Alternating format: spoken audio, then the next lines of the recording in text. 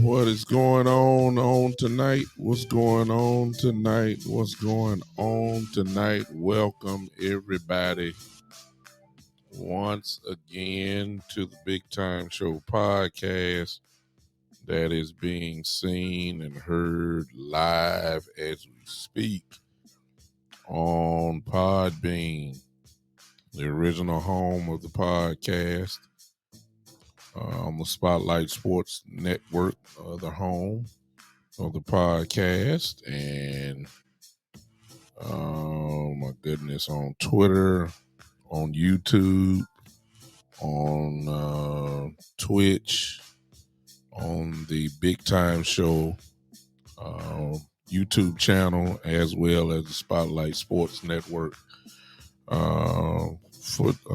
YouTube channel as well. What is going on tonight? I hope that you would do me the favor of sharing, if you don't mind. And let's share this content about, of course, last night's game that I'm quite sure before this little thing is over, I'm quite sure I have a few haters that'll be in here in a while, because as we all know by now, the Cowboys lost. As we always like to say, when we win, it's been spectacular fashion. And then when we lose, it's also in spectacular fashion. And last night, from my view, did not disappoint. We lost, bottom line. I guess congratulations are in order to all of the Philadelphia Eagle fans. Congratulations. They beat a backup quarterback. So let's get that out the way. Real, And I know that kind of almost sounds shocking based off these last few weeks, but make no mistake about it. He is. They beat the backup quarterback last night, and the truth of the matter is they did it in grand fashion. For the first time this season, Cooper Rush looked like a backup quarterback. There's no other way to say it. There's no other way to put it around. I'm glad all you guys are popping in. Why don't you share this with others? But we are grateful to have some. I don't know who's here. Let me speak to everybody who may be in here. Let's listen here. Okay. Hello on Podbean. What's going on? I'm not listening on another live here. Can you hear me on Podbean? Let me know if you hear me on Podbean right now. I want to make sure before I do something wrong here. If you can hear me on Podbean, let me know if you can hear me so that I'll be good. Let me speak to everybody. Key, Philadelphia Eagle fan, what's up? Greg, what's up? Oh, Lord. Freddie Henderson is watching, I see. Hey, Jeffrey, what's up? Rebecca, my Kirby High School classmate, hello. Marvin, Big Marvin, what's up, man? What's going on? What's going on? And to those who haven't spoken, what is going on? What's up, Michael Evans? I see you. Appreciate you, man. Let me see if can you hear me on Podbean? Can you hear me on Podbean? That's what I need to know. That's what I need to know. If not, I'm going to keep moving on. What's going on? Listen, Cooper Rush looked like a backup quarterback last night. There's no other way around it. It is what it is. 3 interceptions last night at costly times. Not going to point the blame on him, however.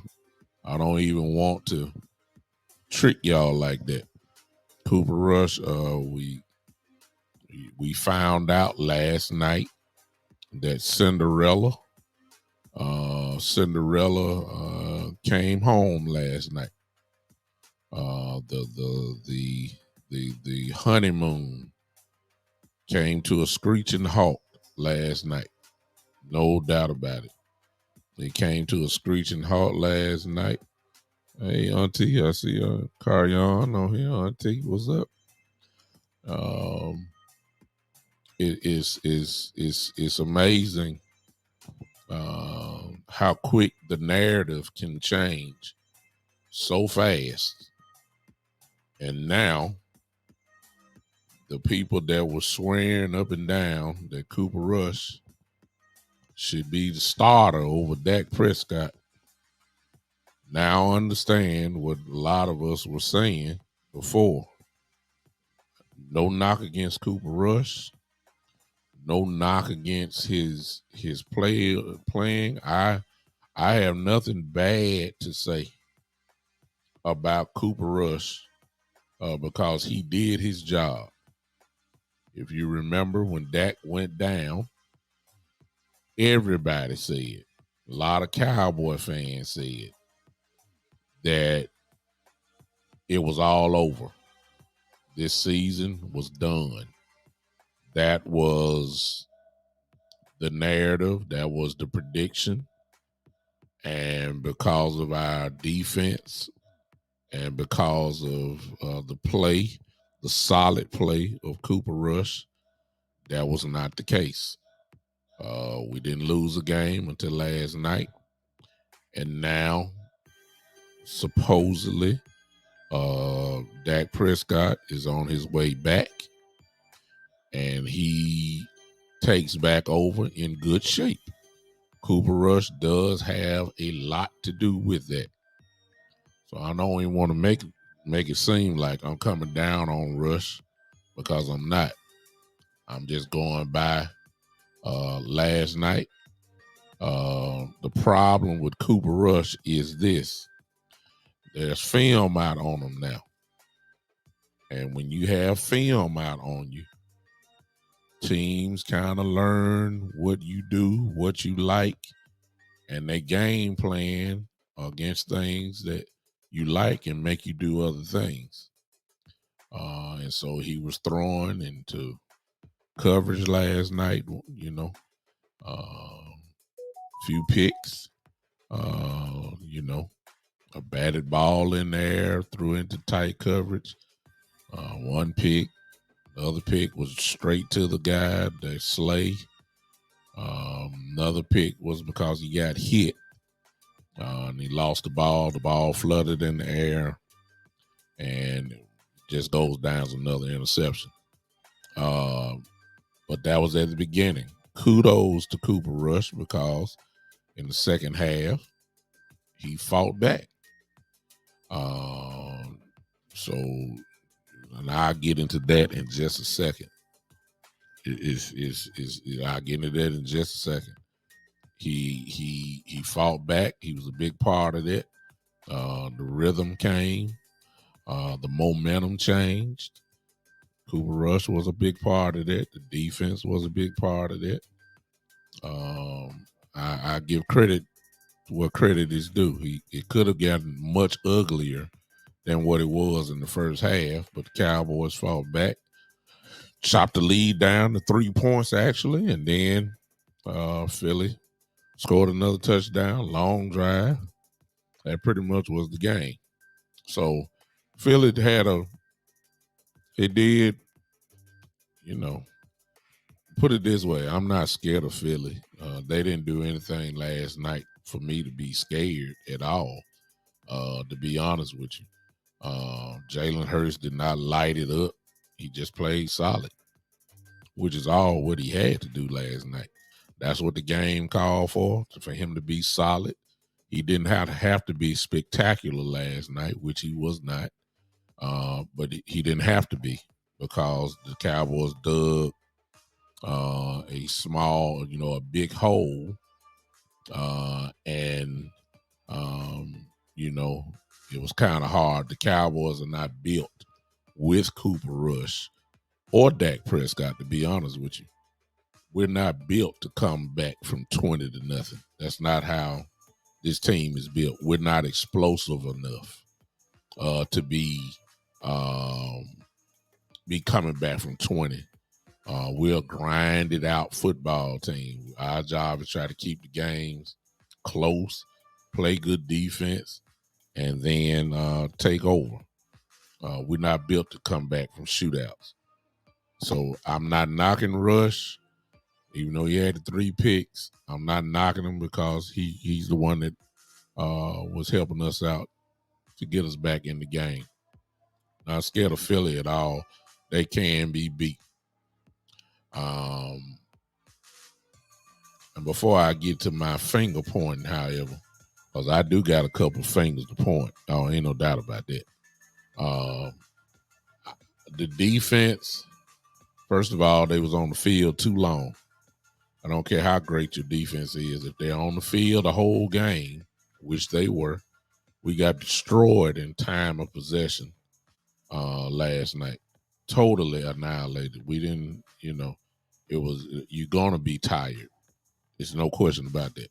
You're going to be tired if you don't get this defense in the rest. Our offense in the first half was nowhere to be found. Nowhere. And the defense was on the field the whole half. That has to take a toll on you. That's what happened. We got scored on last night. The turnovers did not help and put us in bad positions as well. But that's not the part that I want to talk about tonight. I should have pulled up my video. If you didn't see my pregame show from yesterday before the game happened, I called it to make it very simple. I told y'all, as I told y'all the weeks before, the Cowboys' success lies in the hands, and this goes totally all the way around. I said this at the beginning of the year. Last night was just a prime example. It falls in the hands of one man, Kellen Moore. I told y'all. Because his play calling controls the offense as well as the defense. You got to keep in mind the Cowboys were trying to play hurry-up football in the first half, but they weren't getting nowhere. So the 3 and outs were like quick. They weren't huddling up and trying to get there. They pretty much tried to speed up the game all night long.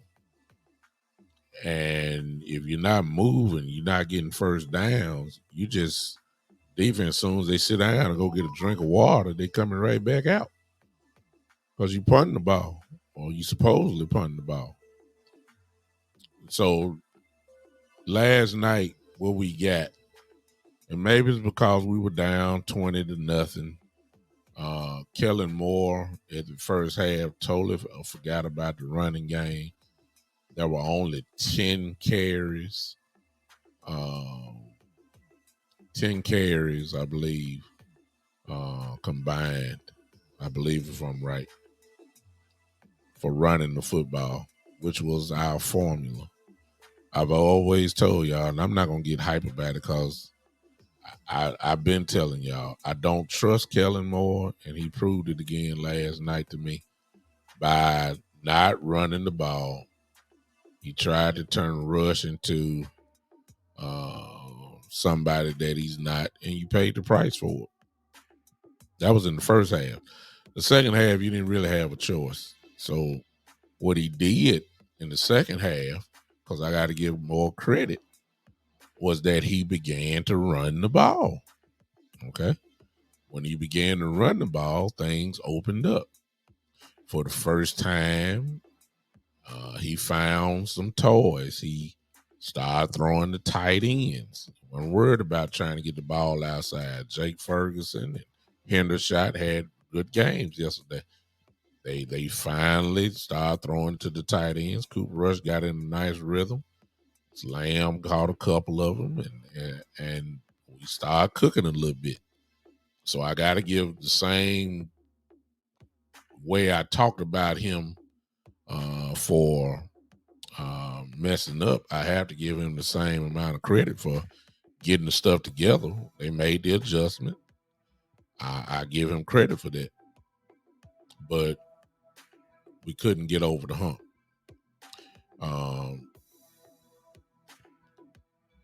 Kellen Moore is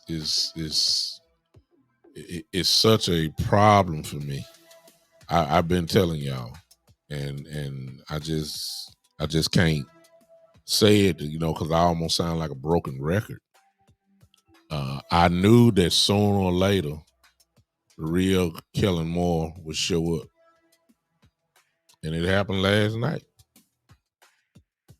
Tell you what else happened last night.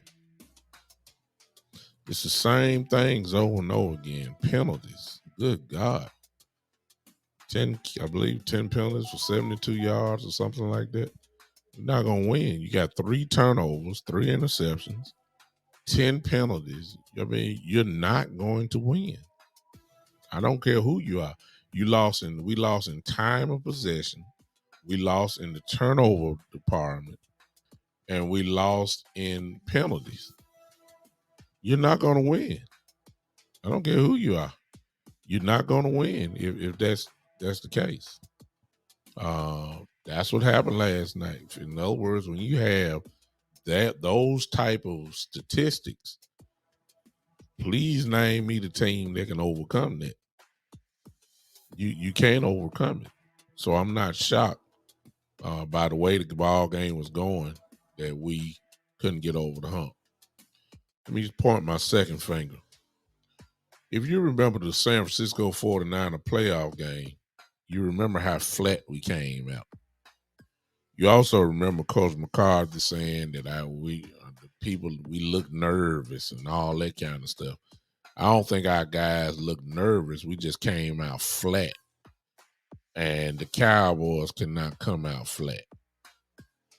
If they come out flat, that falls into the hands of one man. That's Coach McCarthy.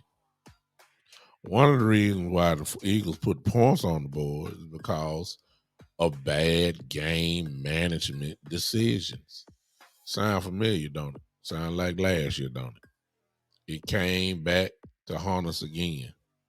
Why would you go for it on 4th and 1 in your territory, deep into your territory? And then when you ran it, the play, if you've heard Coach McCarthy's press conference, he said that he loved the play call. If you remember what that play call was, it was a bootleg on 4th and inches, 4th and 1, or whatever it was. And we ran a okay. What's up, Law? I see you. Law, okay. Law send me Law put I ain't gonna do that. Law, I don't know where you watching me from. Send me your email. Wherever you watching me from, I'll get it. Let me know when you send it. My guy Law Nation is came in, and he must got something to say, because I told him, hey, I've been trying to tell everybody. And here we go. So, ladies and gentlemen, this is unexpected, but here come Law. Law, if you're listening, go ahead and put your viewers on as well. So y'all forgive me for a second. Let me try to do this. Got you. I got you, Law. I got you. Y'all forgive me just for a moment. I got my guy coming in. This is a privilege to have one of my brothers come in for me. Y'all give me just a second. He must got something to say. He just done interrupted the show. Law, you can't take it, can you? Y'all hold on just a second. Let me get my guy in here. Let me get my guy in Law Nations at G. All right, hold on a second, y'all. Y'all give me just a second. Oh my God. Oh, hold on, y'all. Y'all forgive me. Okay.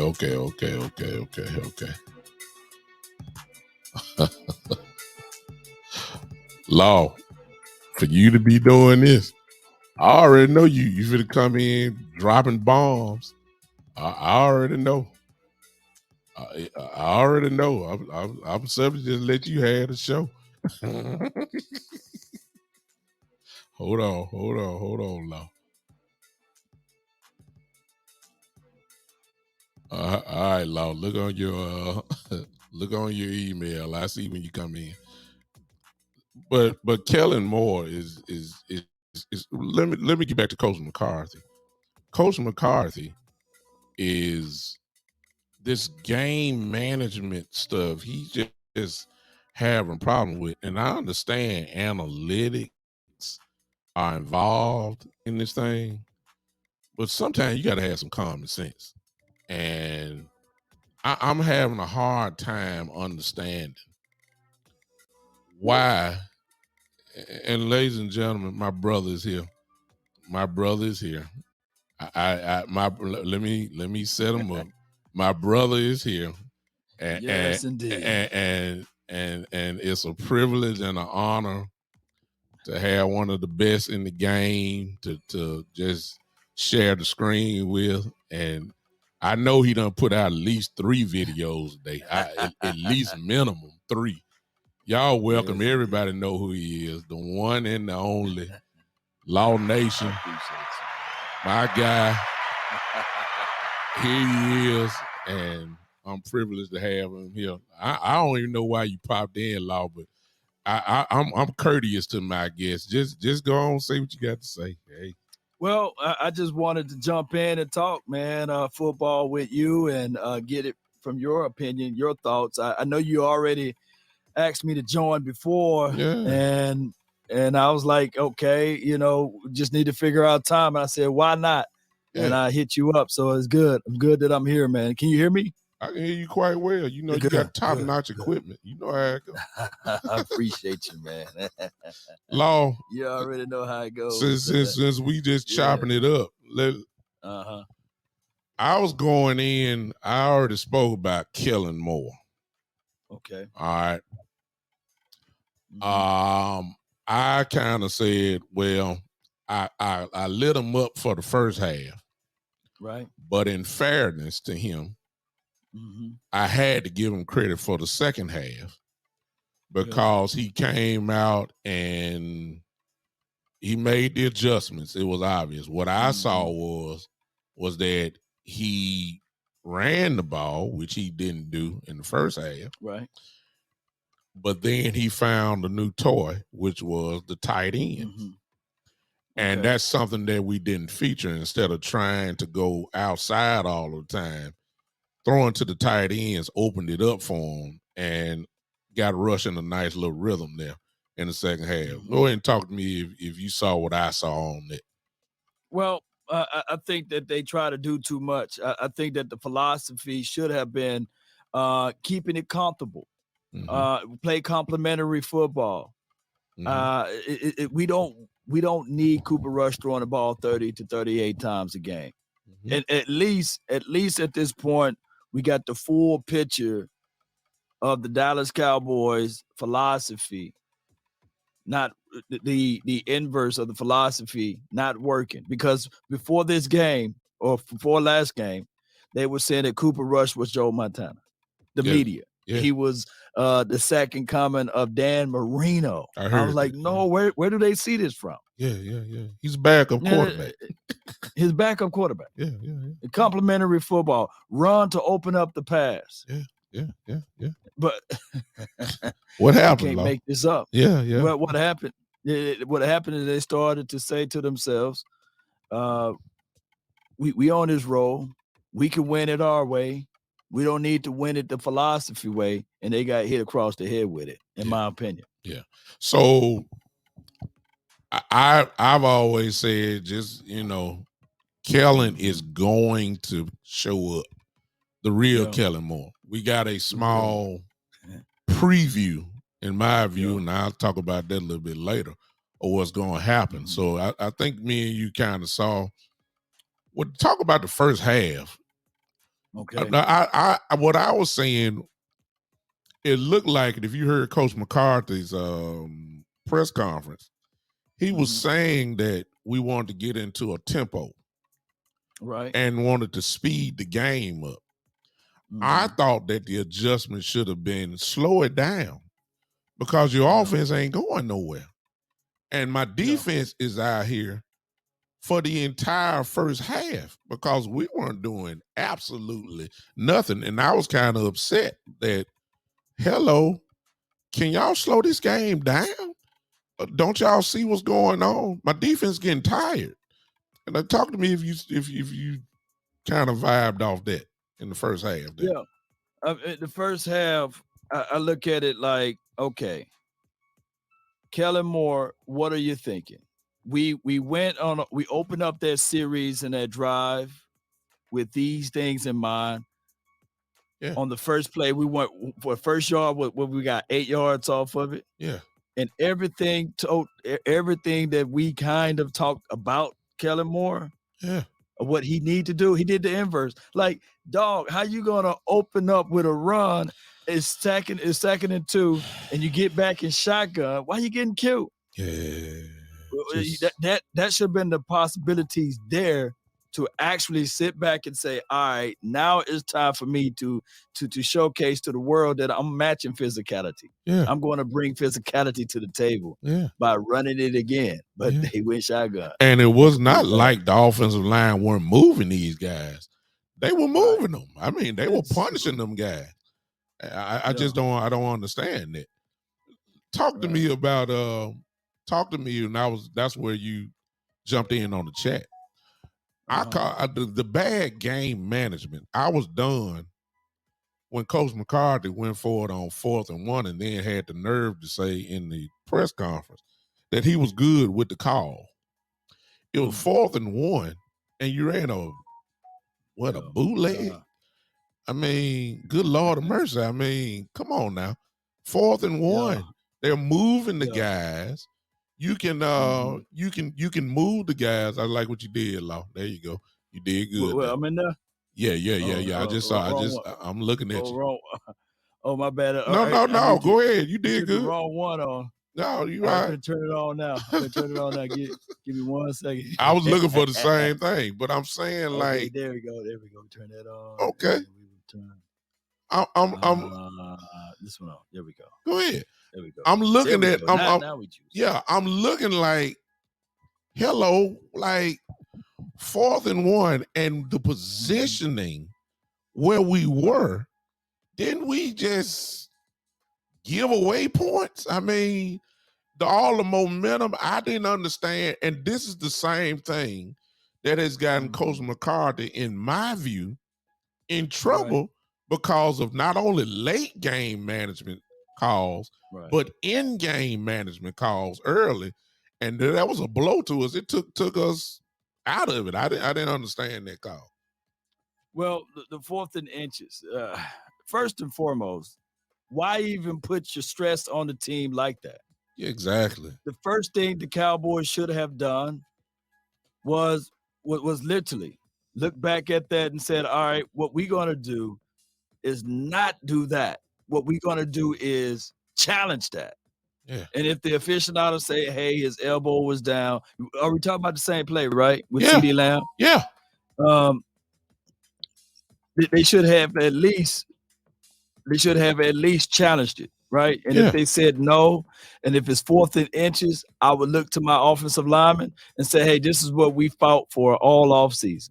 This is what we grind for all offseason. This is what we made it to this moment for, is to get an inch.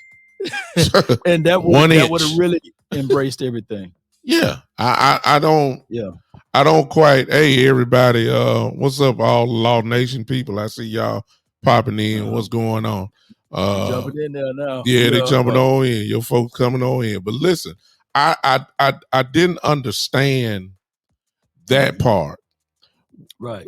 But Coach McCarthy is having issues. I believe this analytic stuff has really messed him up, kind of the same way that the Chargers guy is. And I don't understand some of these calls that he is doing. But here's my future, Law. What is that? Forget that.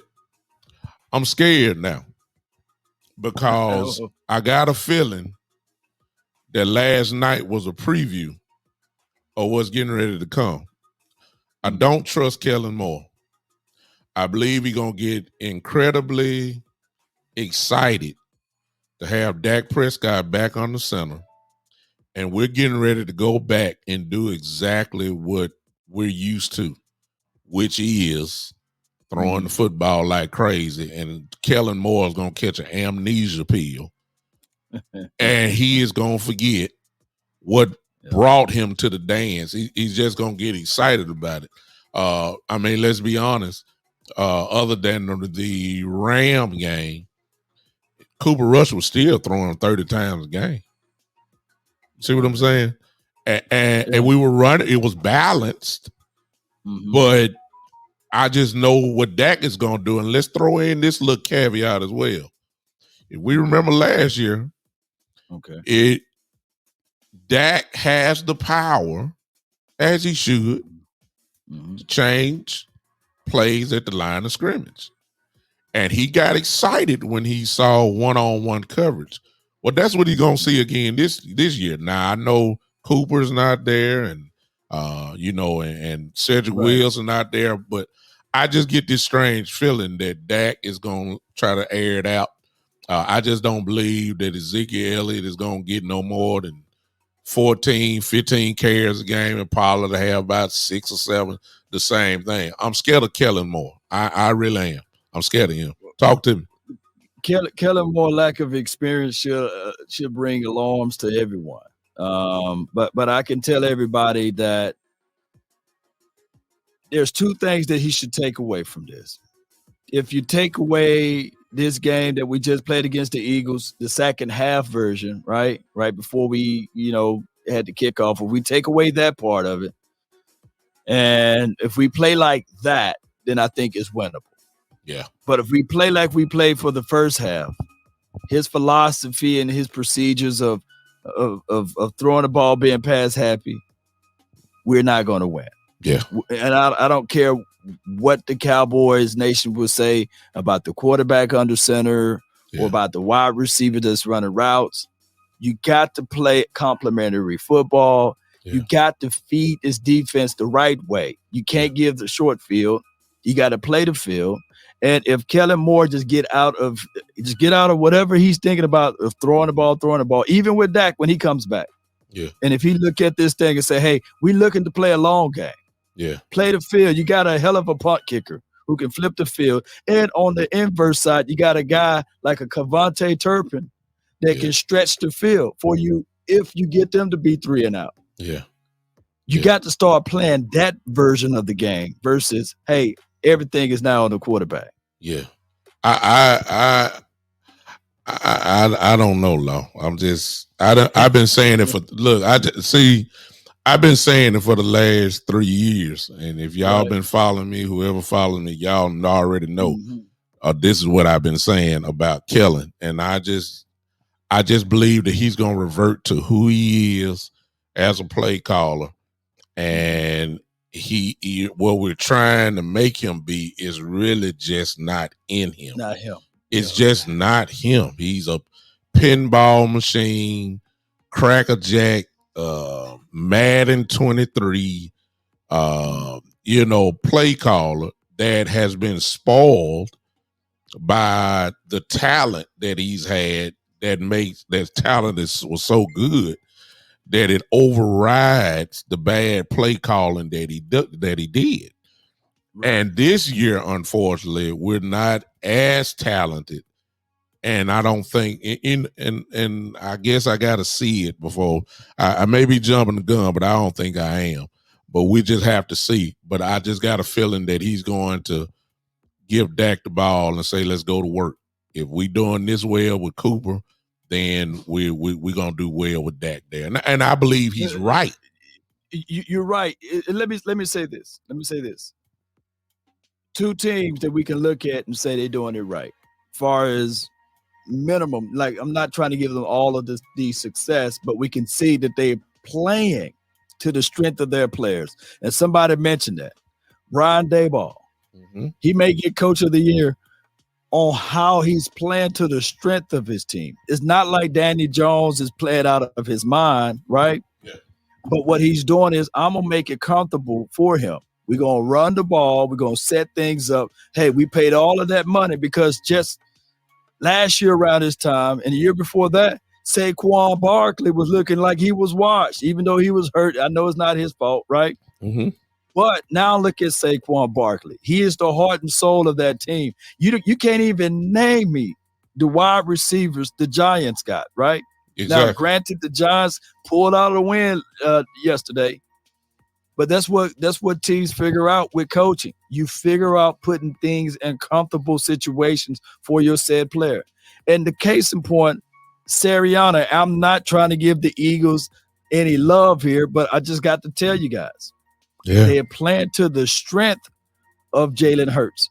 Yeah. He was 15 for 25. It wasn't throw Jalen, fly Eagles fly. It was none of that last night. 15 for 25, 155 yards. Nothing special. Nothing special. Just solid. But 2 touchdowns, right? Mm-hmm. So when you look back at what they did, they said, okay, I'm not going to take weapons away from them. I'm going to add 2. Yeah. Going to add 2. A.J. Brown, they spent $100 million for him. They drafted Devontae Smith, right? Yeah. A year back. And on top of that, Dallas Goedert, they making things comfortable for the young quarterback. Now, they're going to have a problem on their hand when he start asking for remunerations, you know. Yeah. Now, they're going to muddy the water a little bit, and it's still too soon to see what he's going to ask for. But I guarantee you it's going to be north of Kyler Murray. Oh, God, yes. You already know it. It's got to be. He really don't have no choice. It's going to be crazy. But I believe that you just brought up a very key point. It's about making the guys comfortable. Yeah. And that's what Kellen Moore did. And then he had an amnesia pill. He forgot about it last night. He caught back up in the second half, but by then we had dug such a hole that is hard to come out of that kind of a hole. We're not built to come, back from 20 to nothing. That's not our way. We're a grinded out team that can pull it, can score a lot of points. Right. Cooper Rush can't. It's just not him. But I really believe that what we're getting ready to see is, and even though some will say it's trap games, I really believe that let me, for those that are watching from Law's channels and in mine, listen to me. I'm not knocking Cooper Rush. Cooper Rush did an outstanding job for the time he was in. No doubt about that. He kept the ship rolling. He did what he was supposed to do. But for all of you, and the unfortunate is Cowboy fans, yep. I really can't. And Law, since you done showed up, I'm trying to be a little diplomatic. But man, look, for all of you people that have disrespected Dak Prescott, you should be ashamed of yourself. Because I can't give a man that has only started 6 games over a guy that has started seasons, plural, Right. Pro Bowls, winning, a lot of wins under his belt, playoffs. I can't give that type of credit to a man that's only started 5 to 6 games. You just cannot disrespect Dak Prescott like this. And I'm seeing, hey, Coach Marv, I see you.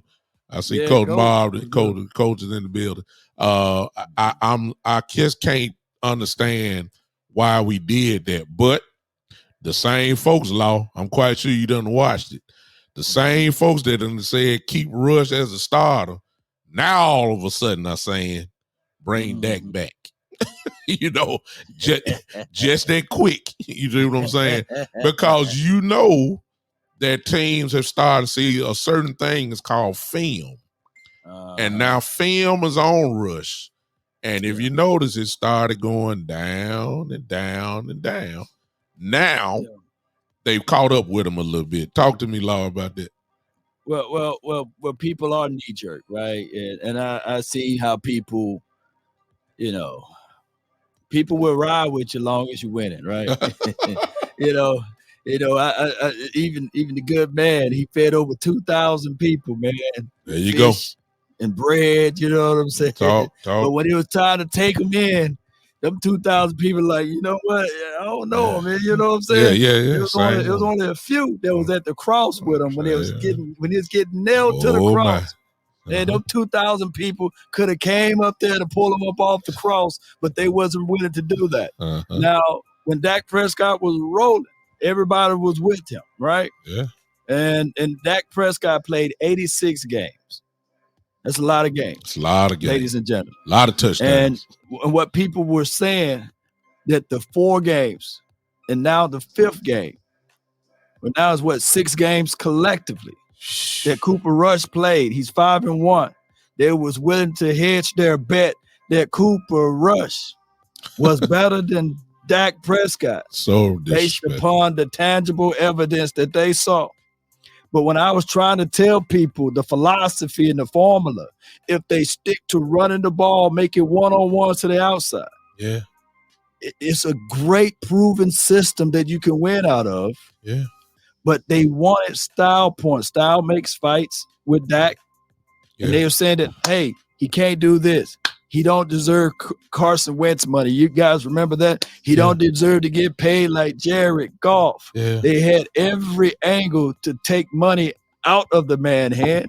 Yeah. And they didn't want the Cowboys to make the money to pay the man or what have you. Yeah. And then when he finally got his bag out of guilt, they paid Dak Prescott out of guilt. People fail to realize that.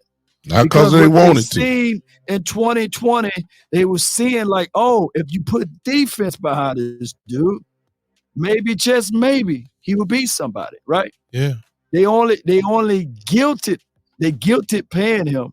Yeah. And that's sad on the Jones administration and the Jones family to do that, right? Yeah. And then when they paid the man, this is what they said, big time. We gave you the money. We gave you $40 million. Now give us the Super Bowl because we gave you what you wanted. Yeah. It don't work that way. Just because I give you money doesn't mean that now your production level should increase. Yeah. Actually, Dak Prescott, this is back pay from 2016. You had a cheap contract on him in 17 and 18, right? You had the man for dog cheap. Yeah. I can't make this stuff up. It just seems as if, though, Cowboy fans, they buy into what the Jones family is saying, and then they start echoing, hey, man, we paid you $40 million. You're supposed to generate us the Super Bowl now because we're giving you the money. I don't care who you got in the backfield. We're giving you the money now. Yeah, let's add to that, Law. You gave him $40 million, and then you took away his number one receiver. You took away like, hey, give me the Super Bowl, but we want you to win it by committee. Help right. me. I mean, come on now. You took away his number. You took away Cedric Wilson. You took away that. That was a big important part as well. Right. And it's like, come on, dude. You balanced it out. I just don't understand that. You paid everybody but him. You paid Ezekiel Elliott. He got his money, which rightfully so, right? You paid Jalen Smith. Y'all remember that? He got his money. You paid DeMarcus Lawrence, right? You paid everybody. It's somebody else. They paid Amari Cooper, right? Wow. He got here. They paid him before they paid Dak Prescott. Wow. I think the logical reason would have been, hey, but I get it, 2019, they used that as the measuring stick. Yeah. And they said, hey, you didn't win when it counted. You went 8-8, and you're an 8-8 quarterback. Keep in mind, the dude before that time frame, we went 13-3, year one, 9-7, year two. Yeah. Right? Yeah. Right. And then year three, if I'm correct, 10-6. Yeah. And then year 4, 8-8. I'm going off the top of my head. I could be wrong. Name me another quarterback. That didn't have a losing season that now you gotta fight the man. You gotta fight the man to pay the man, right? It's crazy. Crazy. When you had no options. Oh yeah, and they paid La'el Collins. Y'all name all of the people. It's unbelievable. It's unbelievable. Right. I don't understand the logic. Let's move real quick, Law, because you dropping bombs as usual. And I'm trying to be, as you a guest here, I'm just trying to let you have the flow on it. Let me talk about the defense now, and the glaring, obvious thing that we can't do. We've been camouflaged by jumping up, or the defense is so good, pass rushing, but we got destroyed on the run again. Yeah. And that's and we take teams out of the game. Right. And so we can pin our ears back and go after the quarterback. But we're having struggles against the run. And this is the way it's been for the last, 5-6 years probably. So this is before Dan Quinn. And that's what Philly did last night. They were very strong on running the ball. They were committed to running the ball. They were effective in running the ball. And the sad part for us was that we had beef up front. Bo Hanna played, Gallimore played, Olsen played, Tristan Hill played, and we still could not stop the run up the middle. I understand that the Eagles have this RPO system going and all that kind of stuff, and they played Michael Parsons, but we were getting ran up the gut a whole lot. And that's the only part that I saw on defense, other than they played Michael Parsons like a chess piece. They didn't block him, but he had to make quick decisions, and Hurts is good enough, obviously, in the RPO game that he can make those adjustments.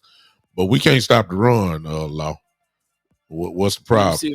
Let me see if I can share something right quick. Let me see if I can build this plane while it's in the air. Hold on, bam. Go ahead. Okay. Go. Here we go. Okay, I got you. Come on. I got you. Let me see. Okay, so we got PFF grades on defensive linemen, right? And I see Christopher Jones, 93.2, and Aaron Donald, 91.3, DJ Reader, 91, Dexter Law, shout out to the Laws, 90.3, Jeffrey Simmons, 90, Derek Brown, 89.9. I don't see, these are top 6 guys in the interior, inside. I don't see a Cowboys name there, right? And at some point, the Cowboys got to figure this out. They got to understand that you can't just get blood out of what's that saying? Blood out of a turnip, you can't get it. At some point you gotta pay the price. Now I love what Neville Gallimore is doing. I love what my guy Big Bo, when he was in there, I love what he's doing, but will it be at a level similar to these boys, right? And I think that right now, Derek Brown is out there if you put in a trade offer, if you put in some resources to acquire him. I don't know who the 7th, the 8th, and the 9th guy, but I just wanted to share this particular excerpt with everyone. You can take it off now, but I just wanted to share that. I think that stopping the run starts up front. And I think that if the Cowboys ever wanted to address that issue, they're going to have to dig deep and spend a little tissue for it. You know, I hate to rhyme like that, but that's just how it goes. I love it. So I think Coach Marv just put. I thought I saw what he put down. He said that we weren't bad. I think they had 39 attempts for 150 some odd yards, all that kind of stuff.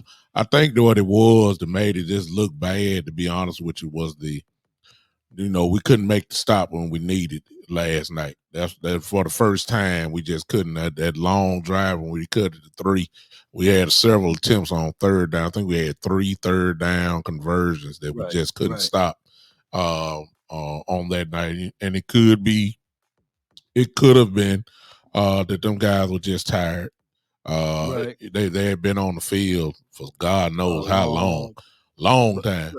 But one thing I'll tell you, if we play the field, I get it. Jalen Hurts did 2 long drives for a score. But the odds, maybe the 3rd time or the 4th time, maybe he don't get that, right? So when it was 4th and inches, I don't say we should punt there, but I think that we should have made some proper throws and proper reads to help out this defense. I think that the early turnovers, takeaways hurt us. And another thing for this defense, I'm trying to be politician law, political law. You know, I'm trying to be the bipartisan law. I'm trying to be all of those laws. But, man, I think Ray Charles out of his grave, who's blind and dead, can see that it's time to move on from Leighton Vander Esch. I said that he was solid. People pull out all type of butter knives. They still stabbing me. Law, why you keep saying that Leighton Vander Esch is solid, man? He can't bust through a wet paper bag, man. He can't make decisions. He can't commit. He can't go hook the flat. He don't have any speed. Law, stop talking about it. Stop being an apologist for Leighton Vander Esch. But somebody got to look at this tape and look at Leighton Vander Esch and number 42. I'm not leaving him off the hook because his feet was looking like they were made out of cement blocks, and he's slow to the point. I need linebackers that can rally, chase, hit, and remove the opposition. Make them think twice. Who hit me? Which one of y'all hit me? I need those type of linebackers. We just don't have that. Yeah, we don't have the outside of Parsons. Yeah. We don't have the killers. Let me ask you this strategically: after what you saw last night, I think that hindsight is 20/20, but last night was a game that Parsons should have played a whole lot more at linebacker. The only reason why I'm saying that is because if he would have, whoever would have been at the end, Parsons would have cleaned that up. You know what I'm saying? Either way it goes, I don't think that him being, they didn't block him. And what they forced him to do is make a split-second decision against a quarterback who knows how to do an RPO. And the wrong decision kind of crossing them up a little bit. If he'd have been at linebacker last night, some of that stuff would have got shut down. If that's just my view. We didn't have too many. Well, we had a few chances where we can come after him, but I think he would have been a little bit. He should have been standing up a little bit more linebacker. I don't know if you really check tape out yet, Law, but talk to me about that. You can disagree. It's out now. I'm gonna spend some night tonight. I'm gonna break that down. Yeah. But I'm gonna tell you this. You got me thinking. All right. Yeah. You got me really thinking. I had to put my conspiracy hat on. Mm-hmm. If you put Parsons at Mike, right? Mm-hmm. I think that it would have balanced out things a little bit better. Yeah. They was using Parsons' aggressions against him. Mm-hmm. Brilliant game plan, by the way. And this is not flawed by Parsons because he's trying to play political football too, right? Yeah. He's trying not to put the big hit on Hurts, right? Mm-hmm. And he's wedging between 11 and Hurts when they did that RPO action. Mm-hmm. And to the life of me, who in the world supposed to be watching number 11 on the offensive side? Yeah. You know, I like why they got to be on Parsons? They played it He's perfectly. supposed to have hooked the flag, but of course, but he shouldn't be guarding the wide receiver. How's the wide receiver washed up and flushed? I mean, how's the actual DB is flushed out of that play? You know, that touchdown? Yeah. Yeah. I can't wait when I see the all 22 on that. I'm sitting here like, come on. Yeah. That shouldn't have been all on his plate. Yeah, I agree. And Coach Coach Meyer brought up a great point. It was tackling yesterday. But I really, now that we look at it, and once I kind of peep it out as well, I'm just going off the top of my head, is that Michael Parsons is a guy, not saying he can't think by no means. Right. We just don't need him thinking. We need him attacking. And if you have to make him think with this type of quarterback, we ain't gonna have this next week with Goff or whoever. I mean, we're not gonna have that. But it's just rare when we have that guy like a Hurts or Lamar Jackson per se, and even a Josh Allen who does this stuff. These are the type of quarterbacks that sometimes Michael Parsons needs to line up as a linebacker. Yeah. That's what I would do. I don't want him I thought it was just because I thought it was highly disrespectful when I saw them not blocking him. And I'm saying, wait a minute now. If it's anybody you supposed to block on this team, you got to put a hat on Michael Parsons. But they didn't. And then I started figuring it out. I said, oh, okay. I see what you're doing. And actually, it was a brilliant game plan. I got to give the coach credit that. And we got to add into this 10 missed tackles. Bingo. Let me repeat, 10 missed tackles. It could be more when I go back and look at everything with my eyes. I know that was the stat line that was brought up. And speaking of tackles, no way, big time, that Hooker should be your leading tackler. Horrible. He's the last line of defense. Horrible. Where are my linebackers at? Horrible.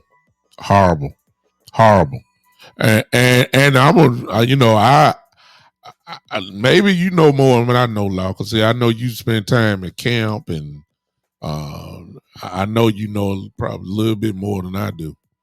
But we were so hype about Mr. Cox starting out at the beginning of the year, and his speed, and he can tackle and all that. And I'm trying to figure out why he can't get no run on this field. I'm trying to. Last night would have been his athleticism was needed. Let me put it that way.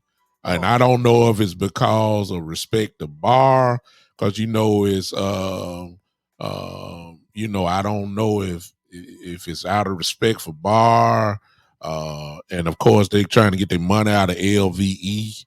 I get that part, but look, forget politics.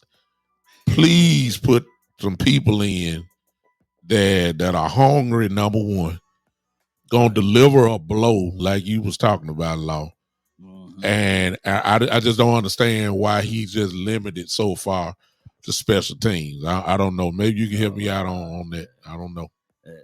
I trust Dan Quinn, but I trust Dan Quinn, but it can't be his decision. There's no way a football guy that knows football, that understands football, can flat out tell me, Devin Harper, you're a healthy stretch. You're gonna insert LVE. There's no look. I promise y'all, man. I'm not crying over here. I'm not complaining. I'm just explaining.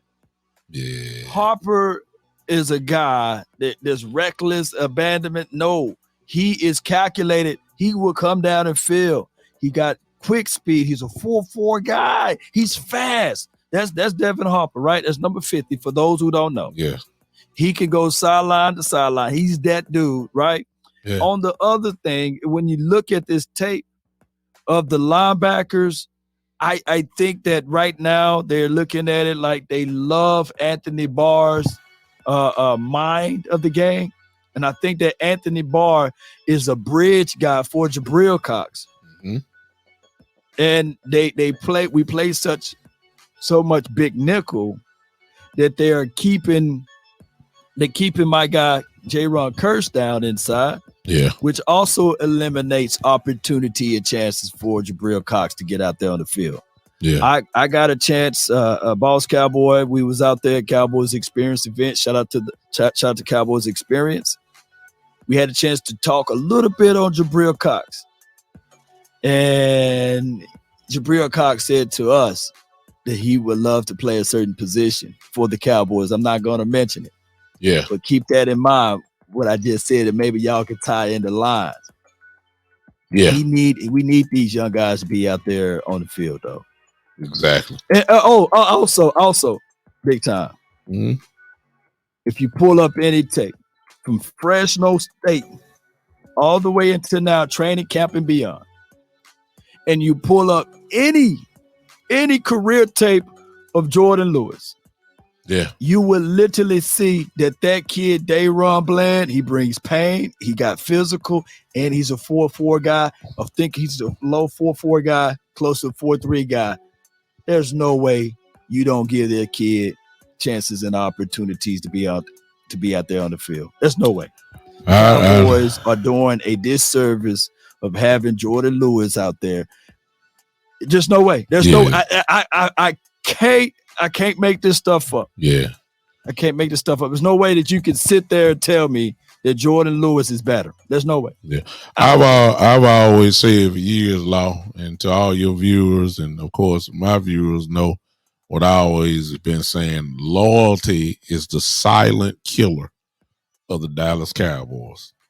It is a cancer that has invaded these ranks for years and years. Where loyalty, and we have some examples. For instance, Jason Witten at his latter couple of years should have never, we had people that could play. They never hit the field. When you start talking about, later again, here comes Tyron Smith. I mean, we were too, low. He can't even get out on the screen no more. You see what I'm saying? Can't get out on the screen pass. But we were loyal to him, and we never drafted anybody to try to take his place like that. And I believe that's what's going on. Sean Lee is another one who stayed injured. We were sitting back waiting for him to come back and all that kind of stuff. We was this close. Yeah. If Dalton Schultz knee didn't buckle. Yeah. We wouldn't have got a chance to see Ferguson and Peyton Hendershot. Bingo.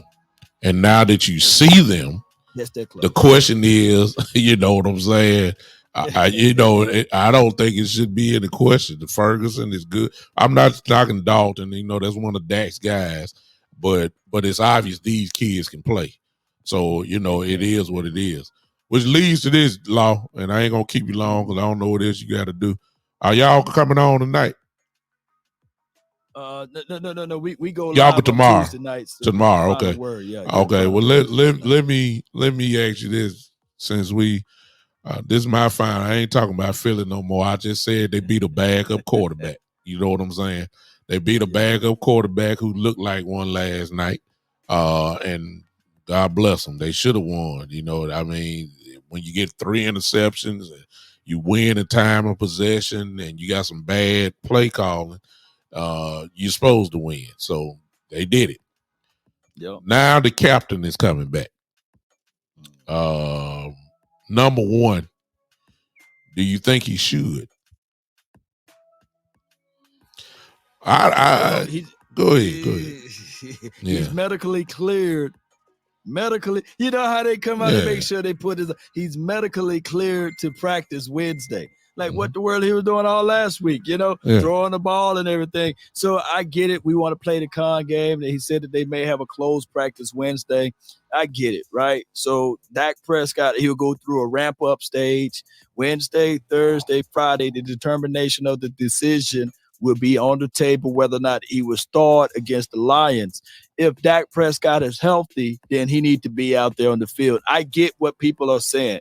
We needed the rush mania to die down a little bit, and that is exactly what happened last night. The rush mania died down just a little bit. I hate Cinderella that it came in that home. Fashion, it turned into a pumpkin. Yeah, right? Cinderella came home last night.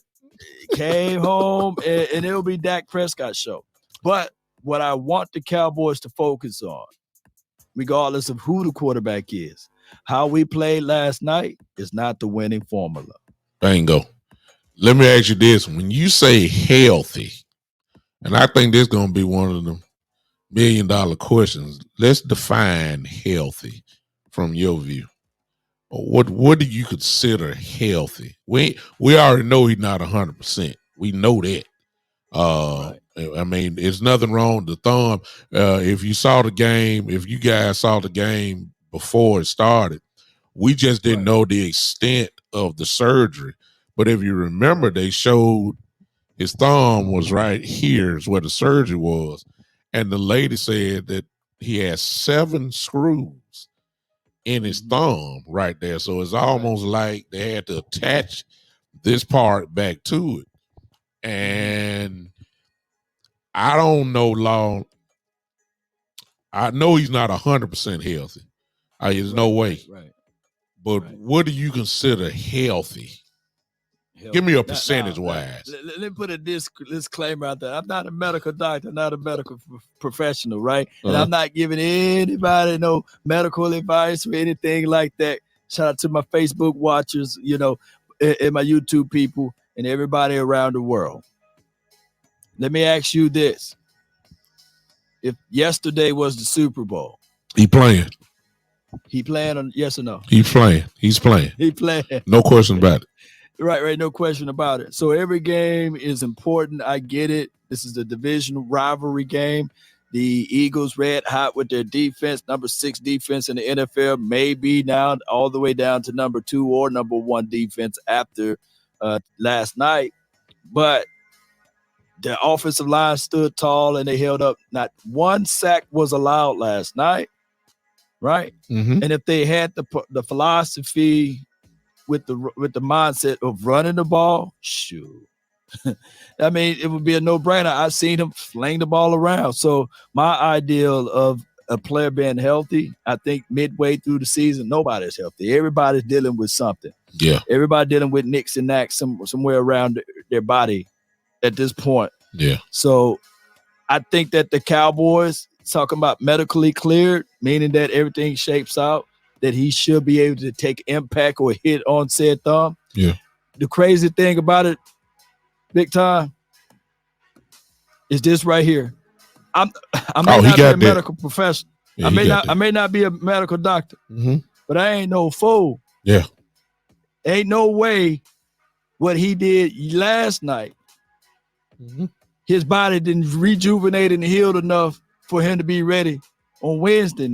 You see what I'm saying? It's like what, 4 hours, 6 hours in between last night game until he was able to see whatever doctor he saw. So it's not enough time for it to be completely that doctor probably already cleared him last Thursday. You see what I'm saying? Yeah. They can sell it to the general public. They can sell it to the people that can look at this and say, all right, but he didn't heal that much overnight. You know what I'm saying? Yeah. So he was healthy to play. He was clear. That's what's crazy. He was clear. He was literally clear. Yeah. Last night, you know, but they gonna announce that he's now cleared to play Wednesday. Yeah, it's crazy. They're trying to insult folks' intelligence. Yeah, he ready to go. Yeah, he's ready to go. I don't get it. And then let's add the caveat also in Law that even if he's not right, let's just be honest. They will shoot him in a certain area to make sure he don't feel nothing. You understand? let's be honest. That will happen. I'm from Mississippi, so old folks would tell the ladies either you're pregnant or you're not. You can't be a little bit pregnant. He's halfway pregnant. No, she's halfway pregnant. No, either you're pregnant or you're not. That grandma tell her, baby, you kind of heavy. You pregnant.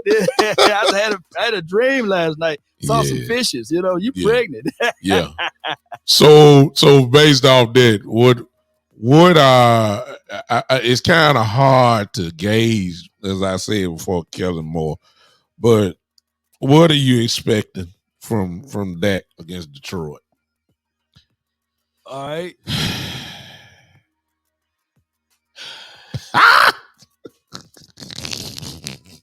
Look, this is the situation, man. This is the situation that Dak Prescott is in. You remember a game back? Yeah. Cooper Rush was 10 for 16 for 102 yards. Mm-hmm. He can't have that game. No. Even with the W. Yeah. Even with the W. Yeah. He can't have that game. Yeah. He can't be 10 for 16 because they'll crucify him. Yeah. Dak Prescott also, he can't have what Cooper Rush did this past game. Yeah. For what he was like 20. Let me see what he was this past game. Cooper Rush was 18 for 38. He can't have that game. No. Nor can he have 15 for 25 for 155 yards. No. That is what Jalen Hurts just have. He can't be 15 for 25 for 155 yards because the 4-letter, the 3-letter, the 2-letter, all of the letter networks we talking about say he's not ready. There you go. He can't win. He can't win for losing. He can't win. And I'm glad you said that because that is the way that everybody is going to treat that. Right. If he does not throw if he throws for 220 yards, they will say, well, they're trying to protect him. You see what I'm saying? They're saying that's the reason why he didn't throw a lot, because they know his thumb is not ready. Right. If he throws, he's at the point now where he gets criticized for anything. So if he throws 3 touchdowns and 1 pick, they'll talk about the pick. Was his thumb messed up or whatever? But I'm convinced, Law, that unfortunately for Dak, that they already starting to say, well, they went 4 for 1, 4-1 without Dak. These games he should win easily. Knowing that, like we got Detroit, Chicago coming. Then we goes the Packers and the Vikings. And they're going to be saying, look, the way this defense is playing, Dak ought to put up 30 points. I mean, that's I'm saying, that's what they're going to say. He got to put up 30. So if he don't do it, then they're going to say, well, Cooper. Cooper. And it's like he almost has to be perfect in order for him to get, I ain't going to say respect, because by now, either you like Dak or you don't. It's no in between ground. And I'm seeing it even in the chat. Folks saying, well, all Dak has to do is win. You know what I'm saying? Stack the wins. We've been down that road before. Yeah, no, he can't do that. He can't do that. You're right about that. He can't do that. You know what I'm saying? He has to win in a fashion that shuts people up. And and I believe that he just can't. If he throws 4 touchdowns, it's gonna be some folks say he should have threw for 5. You see what I'm saying? If he threw for if he throw for 325, somebody should say, well, he should throw for 360.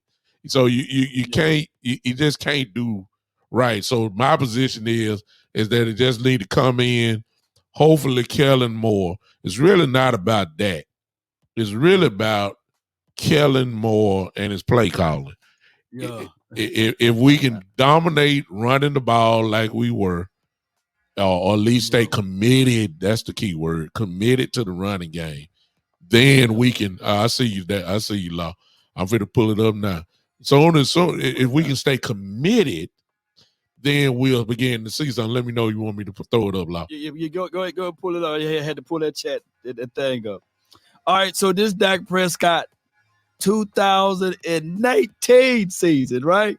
Wow. And they wasn't satisfied. He threw for 4,901 yards, 30 touchdowns, 11 INTs, and they were still saying, hey, man, that's 8-8. That's not going to work, man. He's trash, Law. You can't pay the bit. Let me just go all the way back from the beginning of it. Wow. This 2016, right? This 2016. Wow. 23 tubs, 4 interceptions, 3,667 yards, right? Yeah. Oh man, he's a game manager. Yeah. He can't do this, he can't do that. All right. So then we go to the next year. Watch the progression. You know, next year, this 2017, I told you he's a one-read guy. He can't throw under pressure. Yeah, he just terrible quarterback. 22 touchdowns, 13 interceptions. He's not elite. Terrible, man. He's not elite, man. He's not elite. This man's second season, you know. Fourth round draft pick. Tyron Smith was hurt that year. We put in a guy by the name of Chaz Green, I believe. Yeah. And he couldn't block a folding check and block better than didn't him. Didn't have no receivers, Law. Throw that one in. 2017, was that 2017? Because I thought Dez was still there, but he was on the tail end. Dez wasn't doing nothing. Tail end. Yeah, real right. On the real tail end. He was hurt too. It did 2018. This is his third year now. Third year ever playing. Yeah. 3,885 yards, 22 touchdowns, 8 interceptions. They complain. They moan. He's inaccurate. He's inaccurate. He's inaccurate. We can't win games. We 10-6, by the way. Yeah. We listen, this dude, he can't do this. No defense, Law. No defense. Not no real defense. Okay. Oh my God. Man. That's when they had the high board chains and everything. Yeah. But they were like, man, no, don't pay them. Hey, at this point in 2018, by the way, his APY, if the Cowboys went on ahead and opened up the wallet, it would have been $22 to $25 million. Y'all keep that in mind. But the Cowboys front office said, hey, we need to see a little bit more because in 2018, by the way, we also won a playoff game. Yeah. Keep that in mind. Yeah. So if any time the Cowboys could have got Dak for cheap, it would have been at the end of this year. But they played Russian roulette. They went on and paid at the start of this season, 2019. They paid Jalen Smith. They paid Elijah Elliott, who was worth the money. I ain't gonna dog my guy, but this is his 4th year. He threw for 4,901 yards, right? Yeah. It went 8-8. He's not a difference maker. No, we was middle of the pack defense. We were nowhere close to this defense, by the way. No, not even the same ballpark. Yeah. Right. And then that was the year we had the monsoon game. The Philadelphia Eagles, they kicked our butt too. Dak Prescott was coming off of a shoulder injury or a shoulder situation. And we had a wide receiver to drop 5 balls in that game. A drive that got us all the way down into the red zone, money zone, green zone. And we put the ball in the belly of Tony Pollard. He played basketball with the football. But a lot of people failed to realize that game in that series. Yeah. Ezekiel Elliott, he tapped out and they put Tony in and he fumbled off of that snap while we was in the red zone. But that's the story of another day. Yeah. All right. So 2020 comes around. He get hurt. He have a spoonful of games. Yeah. He get hurt. This is his first losing season. Because I think he finished the season 1-3. Yeah. 9 touchdowns and 4 interceptions. The Cowboys guilt played the dude. The guilt paid him because they was like, hey, because all of the nation, they was like sad because the meat was falling off the bone or what have you. The ankle surgery, had to do 2 surgeries and everything. So what they did was this was the year he was already franchised from 2019. Is that correct? Yeah. Exactly. They franchise tag. And they put the exclusive franchise tag because my memory is good now. My memory served me correct. This year, 2020, before this season kicked off, The Colts was saying that they will be willing to give up a first round pick plus pay the man $35 million if the Cowboys wasn't going to do that. And the Cowboys said, you know what? We're going to go ahead and franchise tag you and put the non-exclusive so you can't even the exclusive franchise tag so nobody can't even offer to do anything else. So at the start of this season, 2021, last year, this dude threw for 4,449 yards, 37 touchdowns, Cowboys record, by the way, to 10 interceptions. And y'all still say that he can't read.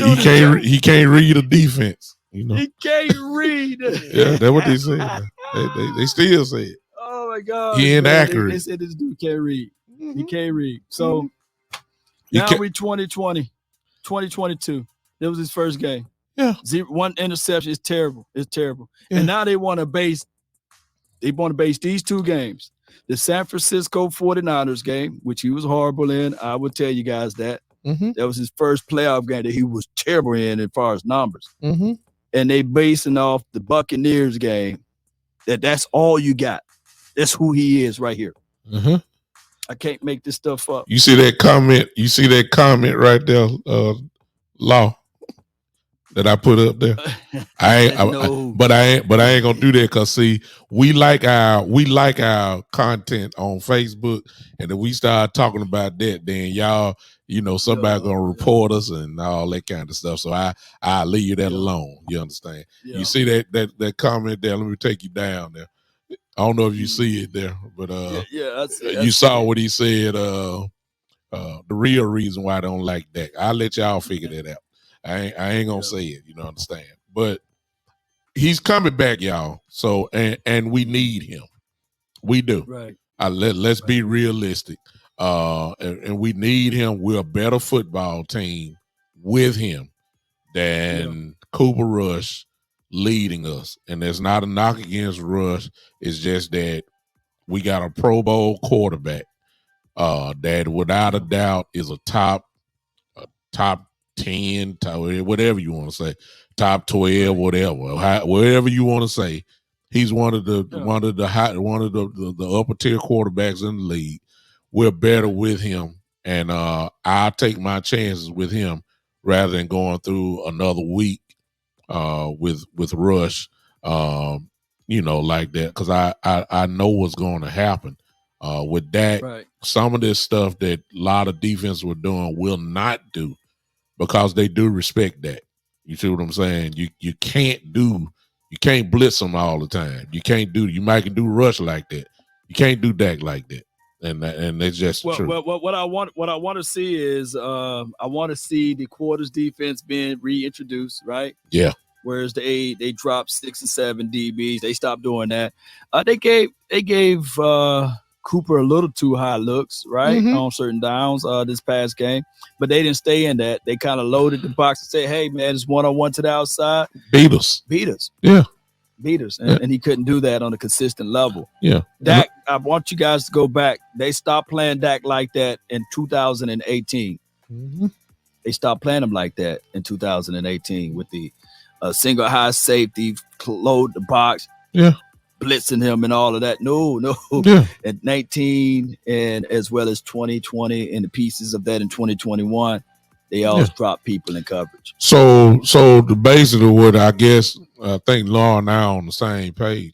To be honest with y'all, Nation, we ought to be excited about our leader coming back, our quarterback coming back, because I really believe that we will be better with him going. Now, that don't equivalent to 35 points a game. Nobody ain't saying that. But what I'm saying, the way this defense plays, you put Dak Prescott in there. If you can give me somewhat of the same plan before last night, let me put it that way, with Kellen Moore, if you give me the same commitment to the running game, you put Dak Prescott back in, I believe we're going to win a whole lot of football games. That's just my thoughts exactly. Coach Marv said this before. The Eagles themselves, they took the page out of the Cowboys playbook. And did just that. Shout out to Coach Marv. There you go, right there. He said Big Show, if we don't give Dak the Troy Aikman plan, he would never reach his true greatness. True greatness. Yeah. Yeah. So, I mean, the plan was right there. The Eagles just did that. Yeah. 25 throwing attempts, right? Mm-hmm. 2 touchdowns, but they ran the ball.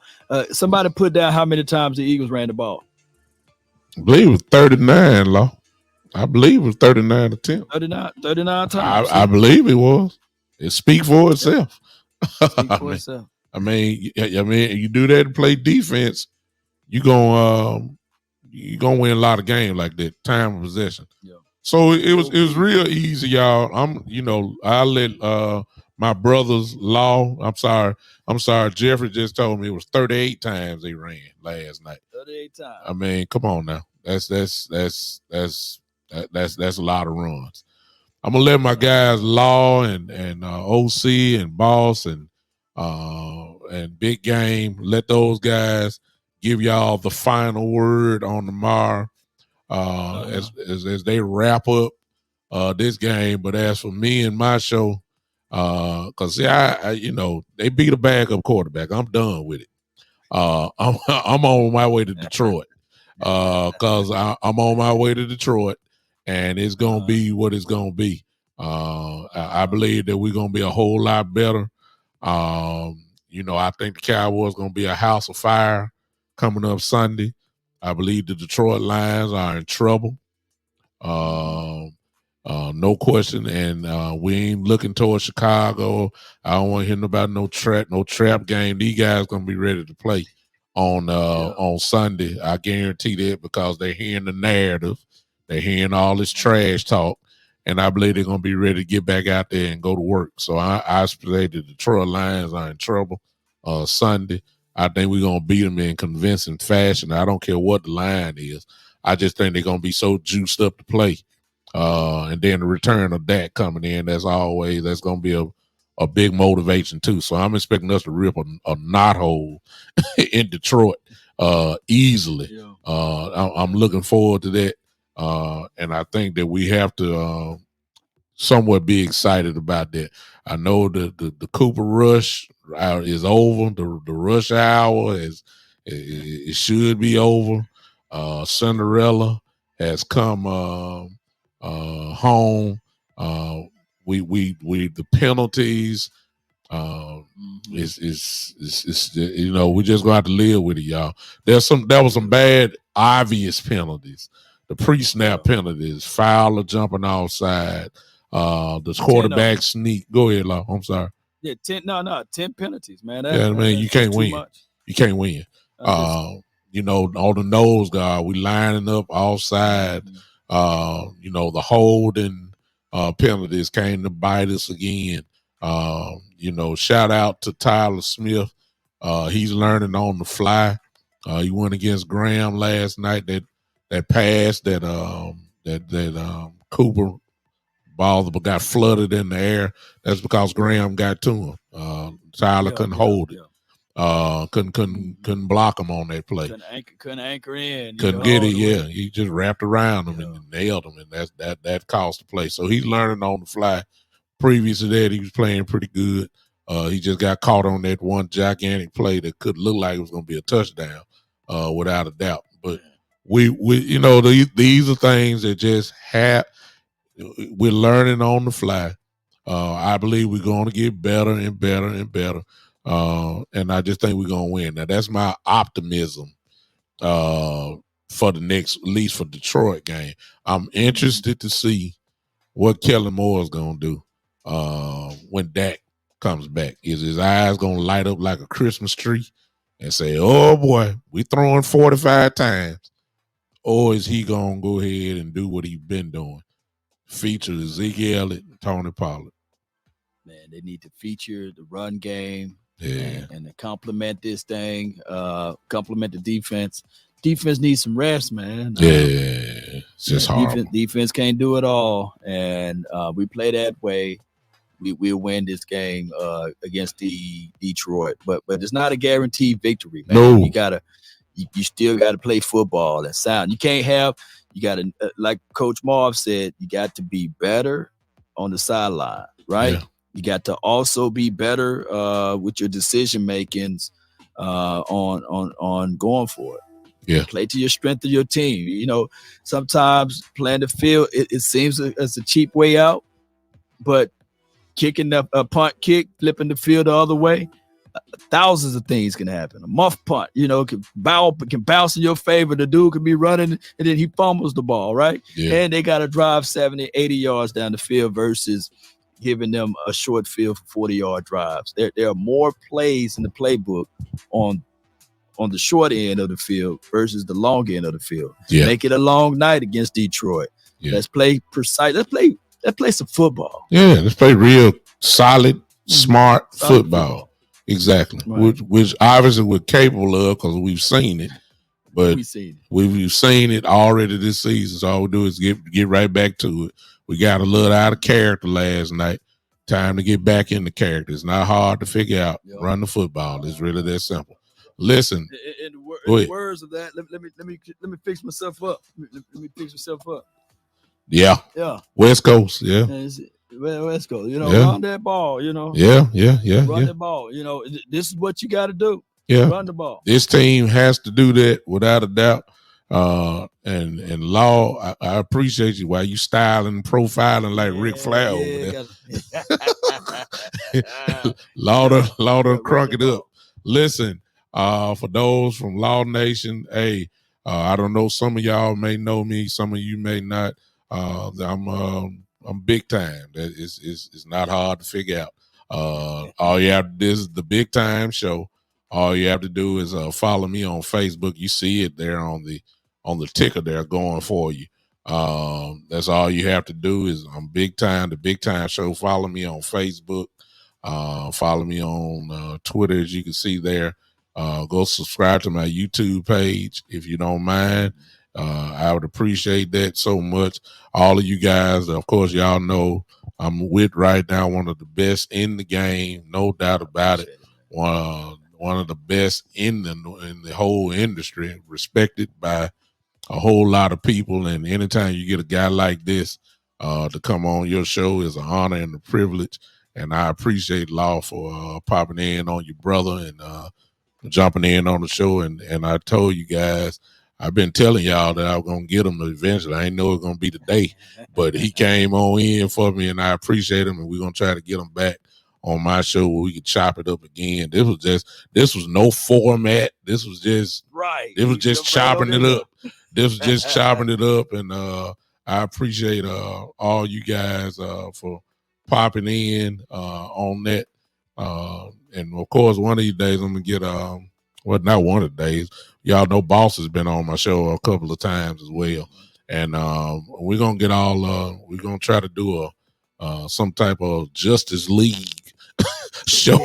Let's do it. Where we bring them in. Wes has been on my show and everybody else. I'm gonna try to get it one day. We're gonna put all this together and have some real fun. Coach Marv is in the chat. Gonna get him in here as well.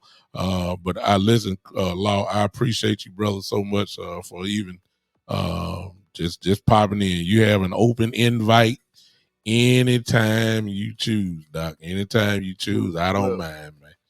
Well, keep that link open for me, man. So whenever I see you live, I might, if I got time, I'll say, hey, send me that link. I'll jump right on in. I ain't got no problem. We didn't have to rehearse nothing, man, because we don't, I believe deep down in our hearts, man, we don't like the Cowboys at all. We don't like the Cowboys at all. Exactly. We love them. We love the Cowboys, y'all, and we go back and rewind, watch tape, film, everything that the players do. Yeah. We go all the way at the bottom end of the roster. Yeah. You know, even down at Malik Davis, baby. We look at everybody. We're looking at practice squad players, everybody. Yeah. Trainers, parking lot attendants, everybody else like this. So we appreciate it. I appreciate it so much. Thank you, Law Nation. Thank you, man. All of y'all for showing up. You want me to hit the lead button, or you going? Man, look, I usually jam out of here, but you don't do your thing. I'll jam with you. Do your thing, man. You know it is what it is. Go ahead. Somebody, I think everybody talking to everybody here. Let me see. Law, you got a lot of people saying hello. I don't know if you see all this, but you got an incredible following, man. Appreciate y'all, the All Nation family showing up for the big time show.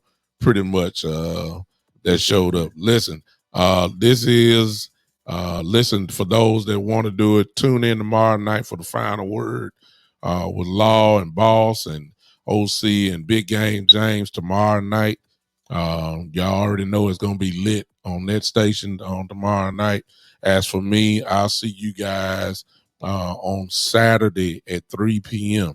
That'll be my next live show. But looking for a little video from me coming probably on tomorrow as well. But Saturday I'll be back live 3:00 p.m. Central Time. If you don't mind, those who want to come and check me out, I'll be here for you as we get ready for the Detroit Lions. That all roads now lead back to Dallas, getting ready for Detroit. And we're going to go ahead and crack the Lions and put them back in the cage. Until the end, ladies and gentlemen. Wait a minute, Law, you got to do it one time. You're listening to nothing but the best, if I remember right. Go on, crank that up, Law. Cowboy Nation and everyone that's listening, hey, I know your hearts are in this. Let's stay with it. Let's not fold up like a wallet or a lawn chair. Let's keep our head high, see this thing all the way through, and that's been my time. I really thank you all for yours. And remember, you're listening to nothing but the best. Go Cowboys. We out of here, ladies and gentlemen. This is woohoo, the Big Time Show.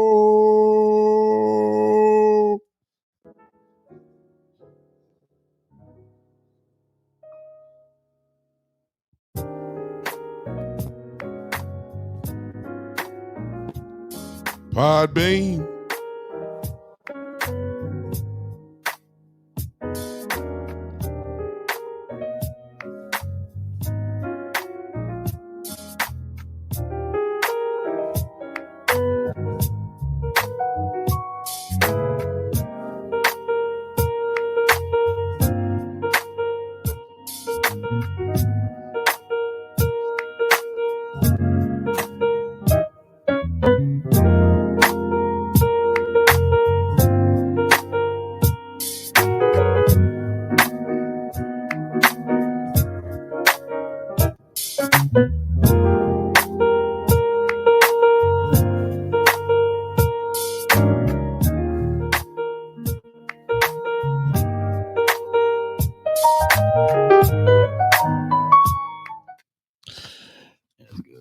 Appreciate you, bro.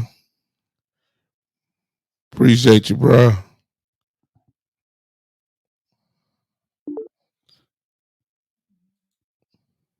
You still there? Yeah, I'm here. Appreciate you, bro. I'm making sure it wasn't live. Oh, it didn't make no difference, man.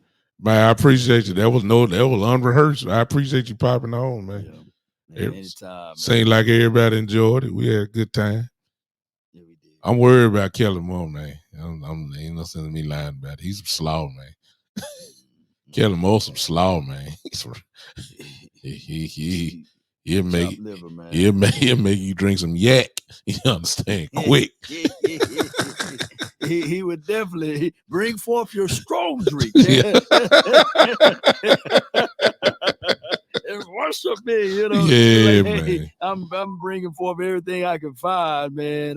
He simple football, man. Yeah, but he just don't understand. He controls the offense, the defense, and special teams from what he does, man. And he just don't understand it, man. He killing me, man. He killing me with this amnesia he get. I just don't understand it, man. 38 times. And then Mike McCarthy don't make it no better, man. No. You got to go for it. You can't go for it on your side. You know, not that deep. Not that deep. Not that deep. Come on now, man. We ain't just bowling people over now. I mean, even though we was, but you ran a bootleg on that. I mean, come on, man. Run the ball, man. That ball is fluttered, man. I said, man. He's just killing me, man. And then Rush Mania. You are look, dog. Dog. I know what you want to say because I sure want to say it. The people just mad. Number one, that he took the spot from Romo. That's the foundation of it. That's the foundation. But the other foundation is that